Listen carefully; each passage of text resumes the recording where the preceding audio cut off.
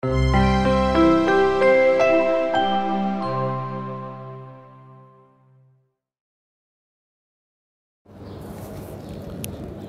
to everyone, welcome back to my channel. Today our topic working of reaction turbine. ఈ concept మీకు కంప్లీట్గా అర్థం అవ్వాలంటే వీడియో స్కిప్ చేయకుండా ఎండ్ వరకు చూడండి. అండ్ వీడియో ఎండింగ్లో మీకు working of reaction turbine notes కూడా ప్రొవైడ్ చేస్తా. ఫస్ట్ ఇక్కడ డిస్కస్ చేద్దాం చూడండి. Working of reaction turbine.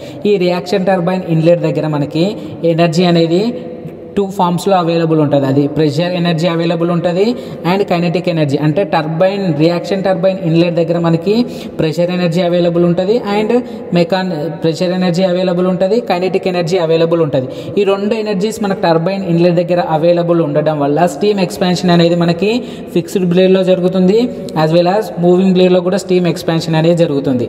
So this reaction turbine mainly consisting of rotor, fixed blade, casing, moving blade. This rotor is mounted on shaft. The fixed blade is attached to the casing. This moving blade fixed on the rotor. Rotor దేనిపైన mount చేసుకుంటున్నాం, మనం shaft పైన mount చేసుకుంటున్నాం. ఈ fixed blades దేనికి attach చేసుకుంటున్నాం, కేసింగ్కి attach చేసుకుంటున్నాం.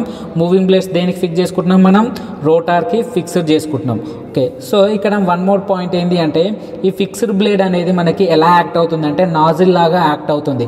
Year nozzle లాగా యాక్ట్ అవ్వడం మీన్స్ నాజిల్ యొక్క ఫంక్షన్ ఏంటి అంటే నాజిల్ నుంచి మనకి ఏ ఫ్లూయిడ్ ఫ్లో అయినా ఆ ఫ్లూయిడ్ యొక్క వెలాసిటీని ఇంక్రీజ్ చేస్తుంది, ప్రెషర్ని డిక్రీజ్ చేస్తుంది. ఇప్పుడు ఏం చేసింది అంటే స్టీమ్ ఇన్ అంటే ఎక్కడి నుంచి ఇన్ అవుతుంది స్టీమ్ అనేది మనకి బాయిలర్ నుంచి high pressure steam will enters into the fixed blade. ఎందులోకి ఎంటర్ అవుతుంది, బాయిలర్ నుంచి హై ప్రెషర్ స్టీమ్ ఫిక్స్డ్ బ్లేడ్లోకి ఎంటర్ అవుతుంది. ఈ ఫిక్స్డ్ బ్లేడ్లోకి ఎంటర్ అయినప్పుడు అంటే ఈ ఫిక్స్డ్ బ్లేడ్ నుంచి స్టీమ్ అనేది ఫ్లో అయినప్పుడు ఏమవుతుంది, స్టీమ్ అనేది ఎక్స్పాన్షన్ జరుగుతుంది. సో ఎప్పుడైతే ఈ ఫిక్స్డ్ బ్లేడ్లో ఎక్స్పాన్షన్ స్టీమ్ ఎక్స్పాండ్ అవుతుందో, ఎక్స్పాండ్ అయినప్పుడు ఏమవుతుంది, దాని యొక్క ప్రెషర్ అనేది స్టీమ్ యొక్క ప్రెషర్ అనేది డిక్రీజ్ అవుతుంది, వెలాసిటీ ఇంక్రీజ్ అవుతుంది. స్టీమ్ యొక్క ప్రెషర్ డిక్రీజ్ అవుతుంది, వెలాసిటీ ఇంక్రీజ్ అవుతుంది.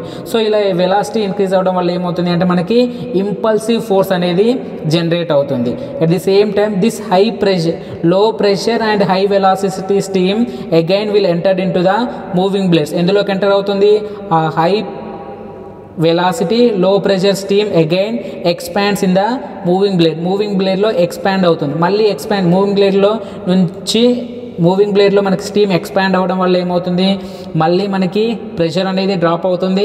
Again at the same time velocity కూడా డ్రాప్ అవుతుంది. చూడండి ఇక్కడ ప్రెషర్ రెడ్యూస్ అవుతుంది అండ్ వెలాసిటీ కూడా రెడ్యూస్ అవుతుంది. ఈ ప్రెషర్ రెడ్యూస్ అయ్యి వెలాసిటీ రెడ్యూస్ అవ్వడం వల్ల ఏమవుతుంది, మనకి రియాక్షన్ ఫోర్స్ అనేది డెవలప్ అవుతుంది. సో ఈ రెండింటి వల్ల ఫిక్స్డ్ బ్లేడ్ వల్లనేమో స్టీమ్ ఎక్స్పాండ్ అవ్వడం వల్ల ప్రెషర్ డిక్రీజ్ అవుతుంది, వెలాసిటీ ఇంక్రీజ్ అవుతుంది. దీనివల్ల ఏమవుతుంది, మనకి ఇంపల్సివ్ ఫోర్స్ అనేది జనరేట్ అవుతుంది.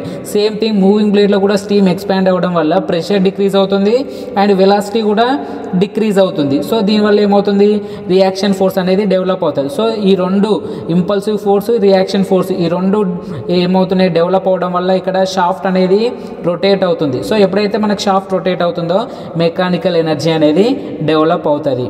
So this is the working of reaction turbine. Working of reaction turbine notes. ఈ నోట్స్ కావాలంటే మీరు దీన్ని స్క్రీన్ షాట్ తీసుకొని కాపీ చేసుకోండి. Thank you for watching my video. మీకు ఈ వీడియో నచ్చితే లైక్ చేయండి, షేర్ చేయండి అండ్ సబ్స్క్రైబ్ చేసుకోండి.